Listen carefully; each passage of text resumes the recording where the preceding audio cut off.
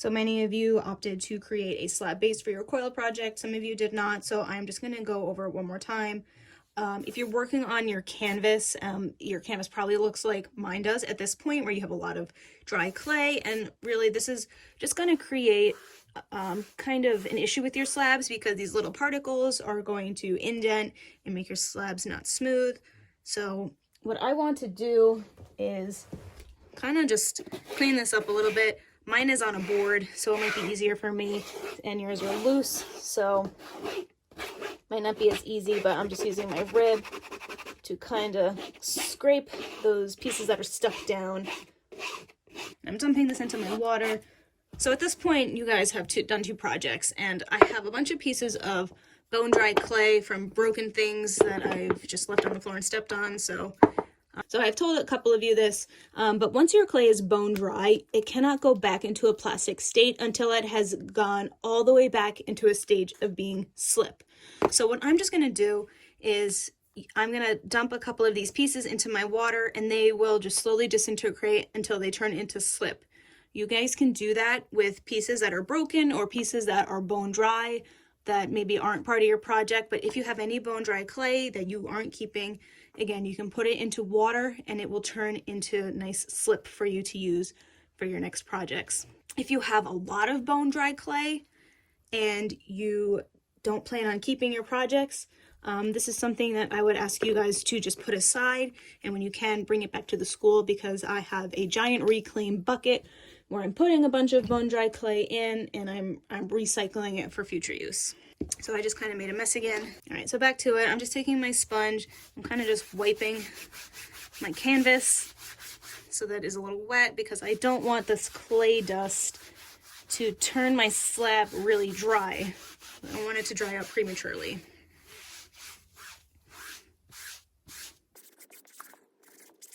It's not going to be perfect. You're not going to get everything out, but it is still better than nothing.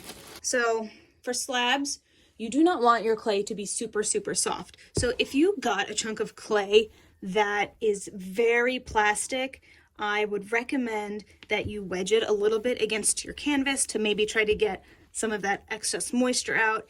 Even though I just wet this, it might not do as good of a job. But if you just wedge it, you know, it should help to pick some of that up. If not, then once you roll your slab out, I'll just ask you to let it sit for a couple of minutes, nothing too crazy. Maybe even hit it with the blow dryer so that it is not super flimsy, because you'll notice that if it is too soft, when you go to do what we did with the paper and turn it into a cylinder, it will just want to kind of flop over and not hold its shape. So this is going to be repetitive. Again, we did this in the past. If you're creating a slab, I'm starting large so that I can trim it and I know it will be big enough. So I'm going to just slam this against my board a couple of times. I'm going to do it without speaking so that I can edit the volume down so that you don't hear me slamming this a bunch of times.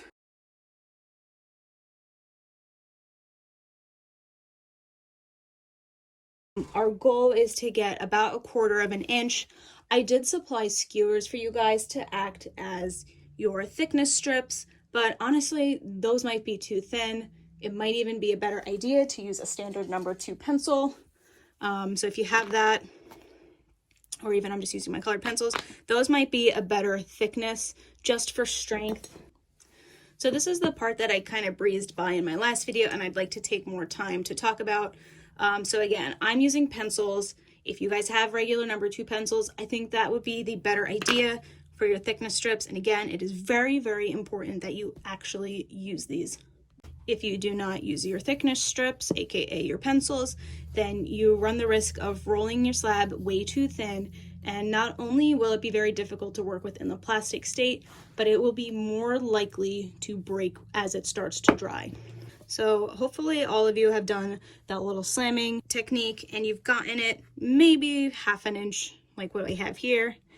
And what I want to do is making sure that these are close enough together that my PVC pipe, aka my rolling pin, would hit them once I get low enough.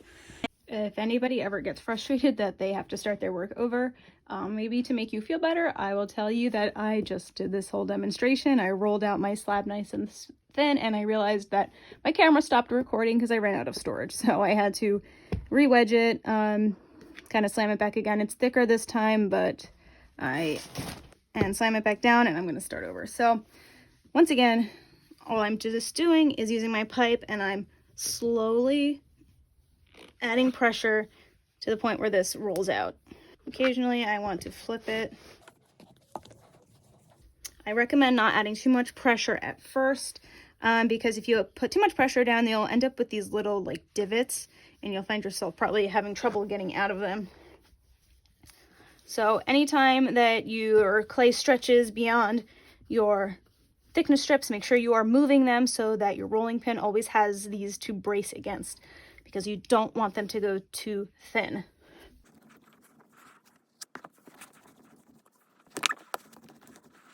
I guess occasionally your clay will stick to your pipe, but it shouldn't be a problem.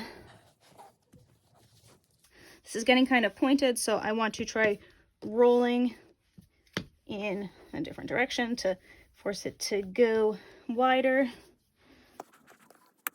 I'm using a piece of clay that I knew was going to be big enough, so I'm probably making it more difficult for myself in terms of rolling it out, but this will just ensure that my template will fit onto it the first go around.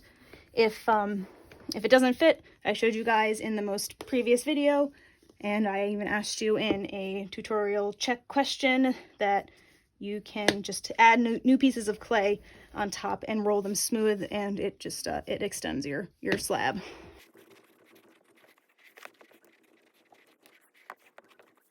You'll probably notice that the middle is the hardest to roll out because you're fighting against all of the clay on either end.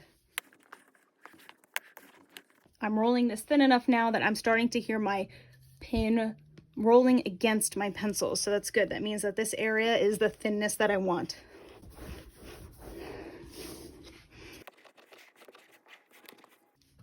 To check if your slab is even, again, you can roll your fingers along this and you can feel any ridges that are significant enough to want to try to roll out more. Another way to figure out if you are getting this low enough is you can actually get on eye level, and I can see that this is not touching my pencil. See that there's a gap? So that tells me that I need to roll a little harder in that area.